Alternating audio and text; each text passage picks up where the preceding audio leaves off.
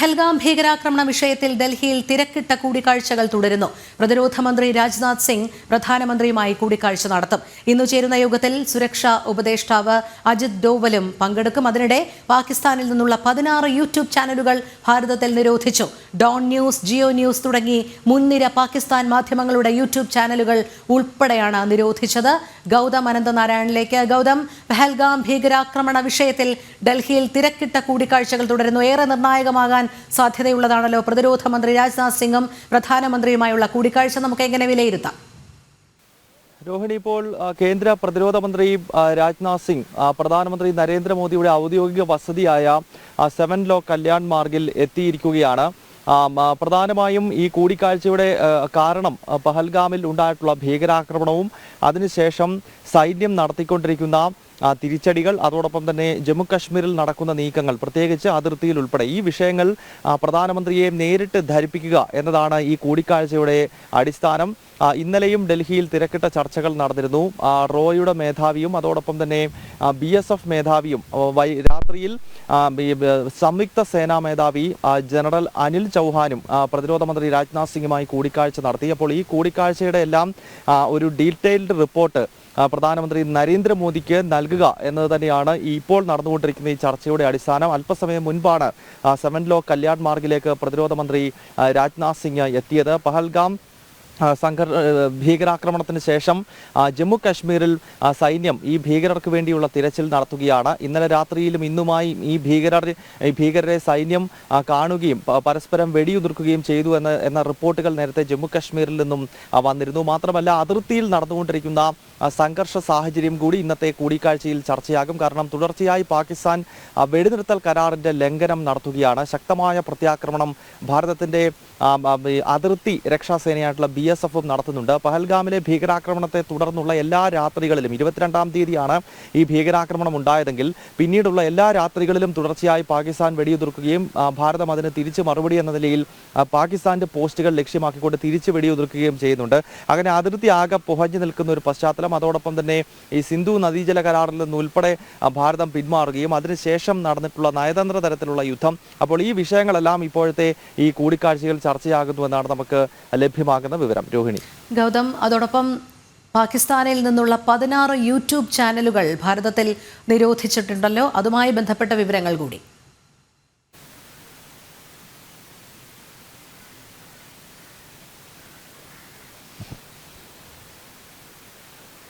രോഹിണി, പാകിസ്ഥാനെതിരെ കടുത്ത നിലപാടുകൾ ഭാരതം തുടരുകയാണ്. ഏറ്റവും ഒടുവിൽ ഇപ്പോൾ IB മിനിസ്ട്രിയാണ് ഈ 16 പാകിസ്ഥാൻ യൂട്യൂബ് ചാനലുകൾ നിർത്തലാക്കിയിരിക്കുന്നത്, അതിൻ്റെ പ്രക്ഷേപണം നിർത്തലാക്കിയിരിക്കുന്നത്. പ്രധാനമായും ഡോണിൻ്റെ യൂട്യൂബ് ചാനൽ, അതോടൊപ്പം തന്നെ ജിയോ ന്യൂസ് തുടങ്ങിയ പാകിസ്ഥാനിലെ പ്രധാനപ്പെട്ട മാധ്യമങ്ങൾ, അതിൽ ഡോണും ജിയോയും പാകിസ്ഥാനിലെ ഏറ്റവും മുൻനിര മാധ്യമ സ്ഥാപനങ്ങളാണ്. അവരുടെ യൂട്യൂബ് ചാനലുകൾക്കാണ് ഇപ്പോൾ ഭാരതത്തിൽ വിലക്ക് ഏർപ്പെടുത്തിയിരിക്കുന്നത്. കേന്ദ്ര പ്രതിരോധ മന്ത്രാലയം അതോടൊപ്പം തന്നെ ആഭ്യന്തര മന്ത്രാലയവും ഇക്കാര്യം ചൂണ്ടിക്കാണിച്ചുകൊണ്ട് IB മിനിസ്ട്രിക്ക്, ഇൻഫർമേഷൻ ആൻഡ് ബ്രോഡ്കാസ്റ്റിംഗ് മിനിസ്ട്രിക്ക് കത്ത് നൽകിയിരുന്നു. ഇതിൻ്റെ അടിസ്ഥാനത്തിലാണ് 16 യൂട്യൂബ് ചാനലുകൾ ഇപ്പോൾ കേന്ദ്ര സർക്കാർ പാകിസ്ഥാൻ യൂട്യൂബ് ചാനലുകൾക്ക് ഇപ്പോൾ നിരോധനം ഏർപ്പെടുത്തിയിരിക്കുന്നത്. അതും നേരത്തെ സൂചിപ്പിച്ചതുപോലെ പഹൽഗാമിലുണ്ടായിട്ടുള്ള ഭീകരാക്രമണത്തിൻ്റെ പശ്ചാത്തലത്തിൽ തന്നെയാണ്. കാരണം ഇന്ത്യ വിരുദ്ധമായ വാർത്തകൾ നൽകുകയും ഭാരതത്തിലെ ജനങ്ങളെ മതത്തിൻ്റെ അടിസ്ഥാനത്തിലുമൊക്കെ തെറ്റിദ്ധരിപ്പിക്കുകയും വേർതിരിപ്പിക്കുകയും ചെയ്യുന്ന വാർത്തകൾ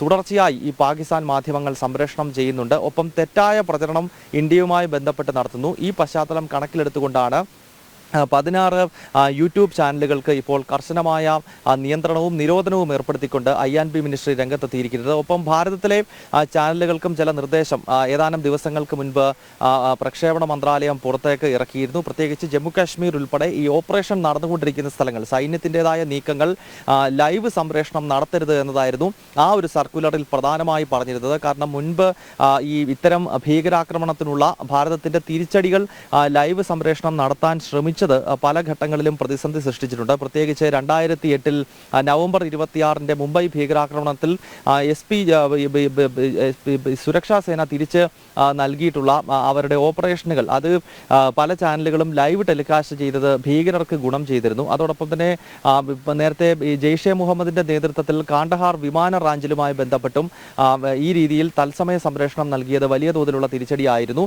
അത് ഭീകരർക്ക് ഗുണം ചെയ്തിരുന്നു. അതിനാൽ തന്നെ ഇത്തരം ഈ സെർച്ച് ഓപ്പറേഷനുകളും മറ്റും ലൈവ് ടെലികാസ്റ്റ് ചെയ്യരുത് എന്നത് സംബന്ധിച്ചുള്ള INB മിനിസ്ട്രിയുടെ ഒരു സർക്കുലർ കഴിഞ്ഞ ദിവസം പുറത്തു വന്നു. അതിന് പിന്നാലെ ഇപ്പോൾ ഈ 16 പാകിസ്ഥാൻ യൂട്യൂബ് ചാനലുകൾക്ക് കൂടി നിരോധനം ഏർപ്പെടുത്തിയിരിക്കുകയാണ്.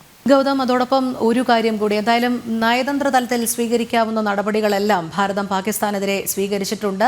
ഭീകരവാദത്തിനെതിരെ ശക്തമായ പോരാട്ടം തുടരും എന്ന് തന്നെയാണ് ഭാരതത്തിന്റെ സന്ദേശവും.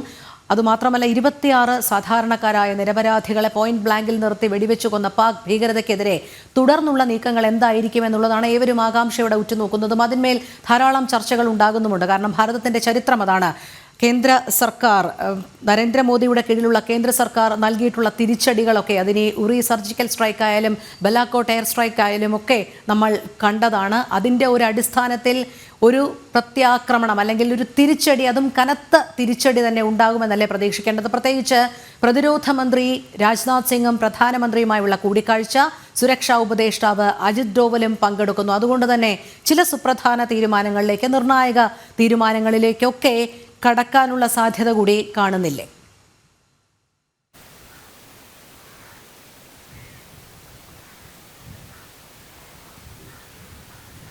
രോഹിണി, പഹൽഗാം ഭീകരാക്രമണത്തിന് കനത്ത പ്രഹരം ശത്രുവിന് മേൽ തിരിച്ചടിയായി ഭാരതം നൽകുമെന്ന കാര്യത്തിൽ തർക്കമില്ല. ഇന്നലെ മൻ കി ബാത്തിൽ സംസാരിക്കുന്ന ഘട്ടത്തിലാണെങ്കിലും നേരത്തെ ബീഹാറിൽ പഞ്ചായത്ത് രാജ് ദിനവുമായി ബന്ധപ്പെട്ടുള്ള പൊതുപരിപാടിയിൽ സംസാരിക്കുമ്പോഴാണെങ്കിലും ഭാരതത്തിന്റെ പ്രധാനമന്ത്രി നരേന്ദ്രമോദി ഇക്കാര്യം ശത്രു രാഷ്ട്രത്തെ കൃത്യമായി ഓർമ്മപ്പെടുത്തുന്നുണ്ടായിരുന്നു.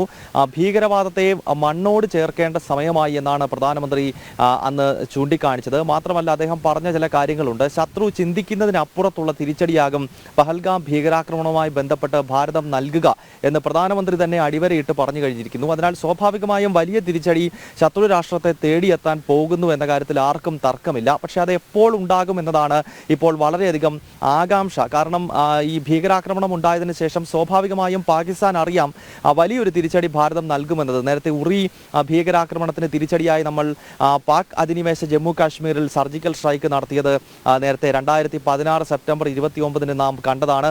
അതിനുശേഷം പിന്നീട് നേരത്തെ രോഹിണി ചൂണ്ടിക്കാണിച്ചതുപോലെ 2019 ഫെബ്രുവരി 14 നടന്ന പുൽവാമ ഭീകരാക്രമണത്തിന് തിരിച്ചടി എന്ന നിലയിൽ ഫെബ്രുവരി 26 പുലർച്ചെ ബാലാക്കോട്ടിൽ ജെയ്ഷെ മുഹമ്മദിന്റെ ജിഹാദി സ്കൂളുകൾക്ക് മുകളിലൂടെ ഭാരതത്തിന്റെ പോർവിമാനങ്ങൾ പറന്ന് അവിടെ ബോംബിട്ടുകൊണ്ട് വലിയ തോതിലുള്ള തിരിച്ചടി അന്ന് നമ്മൾ നൽകിയതാണ്. അതിനാൽ സ്വാഭാവികമായും പഹൽഗാമിൽ ഭാരതത്തിന്റെ 26 സാധാരണക്കാരായ പൗരന്മാരുടെ ജീവനെടുത്ത ഇസ്ലാമിക ഭീകരശക്തികൾക്കെതിരെ കനത്ത തിരിച്ചടി തീർച്ചയായും ഇന്ത്യൻ സുരക്ഷാ സേന നൽകും. അതിനുവേണ്ടിയുള്ള തയ്യാറെടുപ്പുകൾ നടക്കുകയാണ്. അതിനാൽ അത്തരം കൃത്യമായ കാര്യങ്ങൾ ധരിപ്പിക്കുക തന്നെയാണ് ഇപ്പോൾ പ്രധാനമന്ത്രി കൂടിക്കാഴ്ചയിൽ നടക്കുന്നത് എന്ന കാര്യത്തിൽ സംശയമില്ല. ഈ ഒരു കൂടിക്കാഴ്ചയിൽ ദേശീയ സുരക്ഷാ ഉപദേഷ്ടാവ് എത്തുമോ ഇല്ലയോ എന്നതിലൊരു വ്യക്തത വന്നിട്ടില്ല. പക്ഷേ നമുക്ക് മനസ്സിലാക്കാൻ കഴിയുന്നത് സംയുക്ത സേനാ മേധാവി ജനറൽ അനിൽ ചൗഹാൻ ഈ കൂടിക്കാഴ്ചയിൽ പങ്കെടുക്കുന്നു എന്നത് സംബന്ധിച്ചുള്ള വാർത്തകൾ വരുന്നുണ്ട്. പക്ഷേ അനിൽ ചൗഹാൻ ഇപ്പോഴും സെവൻലോ കല്യാൺ മാർഗിലേക്ക് എത്തിയിട്ടില്ല. ഇപ്പോൾ അവിടെ എത്തിയിരിക്കുന്നത്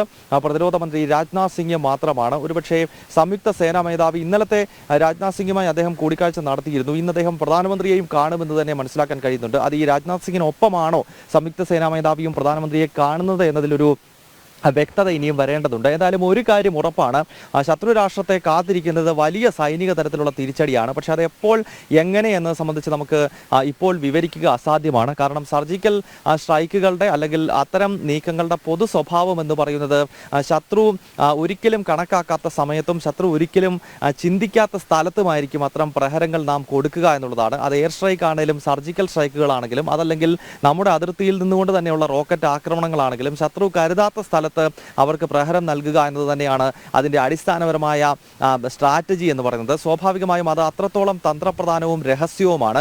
അത്തരം രഹസ്യമായ കാര്യങ്ങളാണ് ഇപ്പോഴത്തെ ഈ കൂടിക്കാഴ്ചകളിൽ കൃത്യമായി തന്നെ പ്രതിരോധ മന്ത്രി പ്രധാനമന്ത്രിയെ ധരിപ്പിക്കുന്നതാണെങ്കിലും ഇന്നലെ ഡൽഹിയിൽ നടന്നിട്ടുള്ള കൂടിക്കാഴ്ചകളാണെങ്കിലും അതിനാൽ വരാൻ പോകുന്ന പാകിസ്ഥാനെ തേടിയിരിക്കുന്ന കനത്ത പ്രഹരം തീർച്ചയായും അത് സംബന്ധിച്ചുള്ള ചർച്ചകൾ തന്നെയാണ് ഇപ്പോൾ ഈ രാജ്യ തലസ്ഥാനത്ത് വളരെ ദ്രുതഗതിയിൽ പുരോഗമിക്കുന്നത്. രോഹിണി. ശരി, ഗൗതമാണ് വിവരങ്ങൾ നൽകിയത്. പഹൽഗാം ഭീകരാക്രമണ വിഷയത്തിൽ ഡൽഹിയിൽ തിരക്കിട്ട കൂടിക്കാഴ്ചകൾ തുടരുന്നു. പ്രതിരോധ മന്ത്രി രാജ്നാഥ് സിംഗ് പ്രധാനമന്ത്രിയുമായി കൂടിക്കാഴ്ച നടത്തും. ഇന്ന് ചേരുന്ന യോഗത്തിൽ ദേശീയ സുരക്ഷാ ഉപദേഷ്ടാവ് അജിത് ഡോവലും പങ്കെടുക്കും. അതിനിടെ പാകിസ്ഥാനിൽ നിന്നുള്ള 16 യൂട്യൂബ് ചാനലുകൾ ഭാരതത്തിൽ നിരോധിച്ചു.